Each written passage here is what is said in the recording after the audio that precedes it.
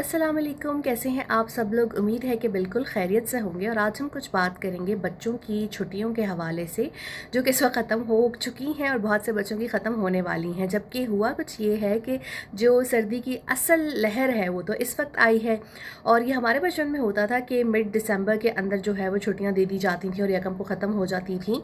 लेकिन अब ज़माना चेंज हो चुका है, इतना अरसा गुजर चुका है, तो अब ये होता है कि अब मौसमियाती तब्दीलियों की वजह से सर्दी थोड़ा देर से आती है और फिर इस वक्त अपनी शिद्दत पे होती है।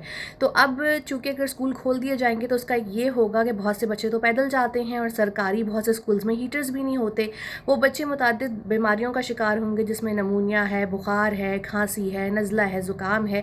और उनके पेरेंट्स के ऊपर एक्स्ट्रा बर्डन आएगा कि लोगों की आमदनी इतनी नहीं होती कि वो महीने का इतना ख़र्चा निकाल सकें जिसमें वो अद्वियात और इलाज को भी अफोर्ड कर सकें। तो मेरी हुकूमत से गुजारिश है कि सरकारी और निजी दोनों जो स्कूल्स हैं उनके अंदर छुट्टियों को जो है वो तौसीह कर दी जाए।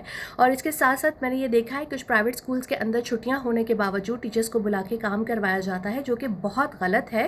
जिस वक्त बच्चे नहीं हैं उस वक्त असातिज़ा को बुलाकर क्यों काम करवाया जाता है और उसकी तनख्वाह भी नहीं दी जाती, ये चीज़ गलत है।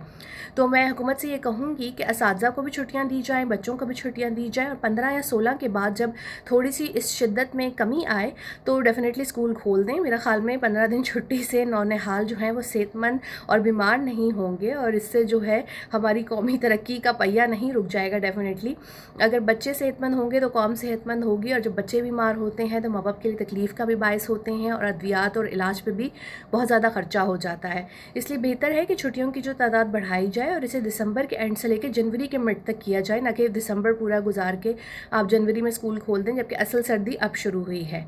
अपना सबका ख्याल रखिएगा। अल्लाह हाफ़िज़।